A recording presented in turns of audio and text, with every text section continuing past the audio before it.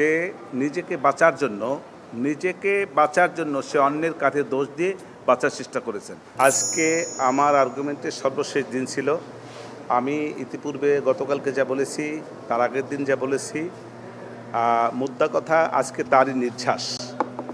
আমার কাছে যেটা মনে হয়েছে যে আমার আসামিদের বিরুদ্ধে যে জিনিসটা সবচেয়ে বেশি বড় এলিগেশন, সেটা হলো আমি নির্দেশদাতা। এই নির্দেশদাতা হিসাবে আমি মনে করি রাষ্ট্রপক্ষটা প্রমাণ করতে পারে নাই। কেন পারে নাই, তার পিছনে আমার বক্তব্য হলো এই যে অডিও এবং ভিডিও রেকর্ড দ্বারা তারা বলতে চাচ্ছে যে আমি নির্দেশদাতা।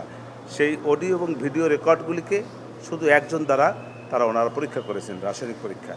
এই ফরেন্সিক পরীক্ষাটা যদি আরেকটা প্রতিষ্ঠান দিয়ে ক্রস ম্যাচিং করা হইতো, তাইলে আমি এটাকে বিশ্বাস্য মনে করতাম।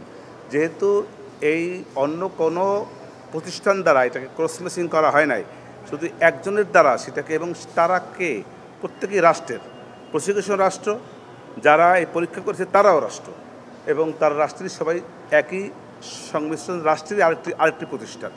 অতএব রাষ্ট্রের সঙ্গে রাষ্ট্রের যে প্রতিষ্ঠানের একটি যা চাইবে সেটাই দিবে, এটাই স্বাভাবিক কথা।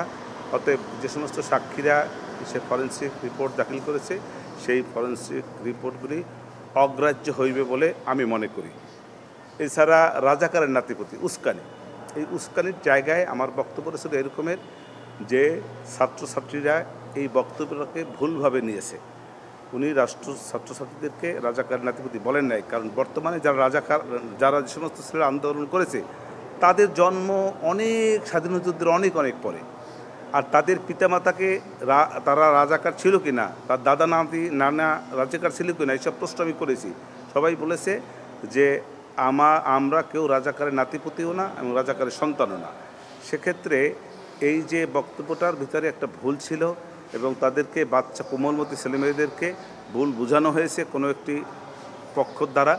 এবং এই যে টোটাল আন্দোলনটা, সেইটা যে একটা ডিজাইন, শেখ হাসিনাকে যে পদত্যাগ করানোর জন্য তাকে বাধ্য করা, এই রাষ্ট্র ক্ষমতা থেকে সরানোর বাধ্য করানোর যে একটা প্রচেষ্টা দীর্ঘদিনের ছিল সেটা, এবং সেটার প্রমাণ হলো এইটা।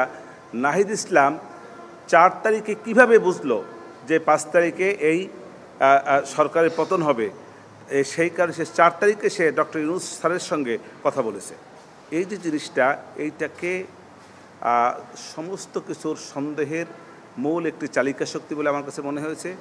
লার্নেড কোর্ট, জজশিপ যদি এইটাকে গ্রহণ করেন, এই এক পয়েন্টের উপরেও আমার আসামি খালাস পেতে পারে। এটাই আমার বক্তব্য। রাজশাকীর ঘরে বলেছি, সে নিজেকে বাঁচার জন্য সে অন্যের কাঁধে দোষ দিয়ে বাঁচার চেষ্টা করেছেন। অতএব এই যে অন্যকে দোষ দিয়া নিজে বাঁচার যে প্রচেষ্টাটা, এটাকে গ্রহণ করবেন না বলে এটাই আমি মনে করেছি। উনি দোষী। কল রেকর্ড বললাম একটু আগে।